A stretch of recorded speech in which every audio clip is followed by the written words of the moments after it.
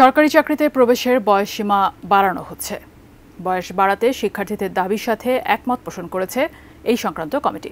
তবে সেই বয়সসীমা সর্বোচ্চ কত হবে সেটি এখনও নির্ধারণ করা হয়নি। আরিফ জামাল বিস্তারিত জানাচ্ছেন। সরকারি চাকরিতে প্রবেশের বয়সসীমা ৩০ থেকে ৩৫ করার দাবিতে দেশে দীর্ঘদিন ধরে আন্দোলন চলছে।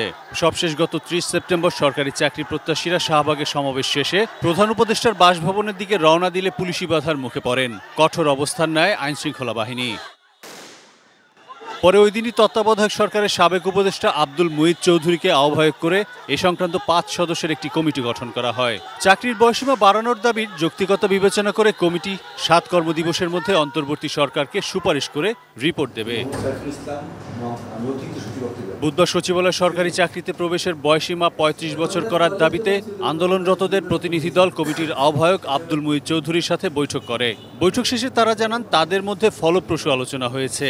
আমরা স্যারকে দাবি জানিয়েছি, স্যার এমন একটি সুন্দরভাবে সমাধানের পথ বেছে নেবেন যাতে আন্দোলন মাঠে থেকে না যায়। আমরা আশা রাখি স্যার আমাদের দাবিটা মেনে নেবেন, কমিটি মেনে নেবেন এবং একটা বৈষম্যমুক্ত বাংলাদেশের দিকে তাদের এই পদক্ষেপটা প্রথম পদক্ষেপ হবে। কালার এক্সপার্ট, জর্জ স্যাপ এবং মাইল্ড অন হ্যান্ডস টেকনোলজি সমৃদ্ধ অরিক্স ক্রিস্টাল ওয়াশ আপনার লন্ড্রি এক্সপার্ট। যদি অন্য কোনো গ্রুপ বা গোষ্ঠী এই আন্দোলনের ডাক দেয় এবং তারা যদি দেশে কোনো অনাকাঙ্ক্ষিত পরিবেশ তৈরি করে, সেই দায়ভার আমরা ১২ জন নিব না। পরে কমিটির আহ্বায়ক আব্দুল মুঈদ চৌধুরী বলেন, সার্বিক বিবেচনায় সরকারি চাকরিতে প্রবেশের বয়সসীমা বাড়ানোর দাবি যৌক্তিক। পার্শ্ববর্তী দেশগুলোতেও এ সীমা বাংলাদেশের চেয়ে বেশি।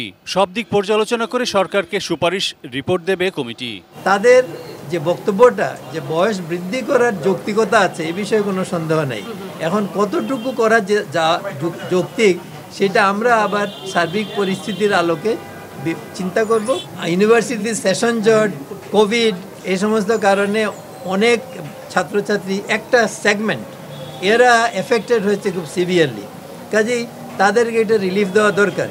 এক প্রশ্নের উত্তরে তিনি জানান, গেজেট নোটিফিকেশনের পর জনপ্রশাসন সংস্কার কমিশন আনুষ্ঠানিকভাবে তাদের কাজ শুরু করবে। উল্লেখ্য, আব্দুল মুঈদ চৌধুরীকে প্রধান করে জনপ্রশাসন সংস্কার কমিশন গঠন করে অন্তর্বর্তী সরকার। এটা আমরা বলতে পারবো না, কারণ এটা নোটিফিকেশন ইস্যু হবে ক্যাবিনেট ডিভিশন থেকে, হওয়ার পরেই আমরা কাজ শুরু করব। দেশে বর্তমানে সরকারি চাকরিজীবীর সংখ্যা প্রায় ১৫ লাখ। আরিফ জামাল, এটি নিউজ, ঢাকা।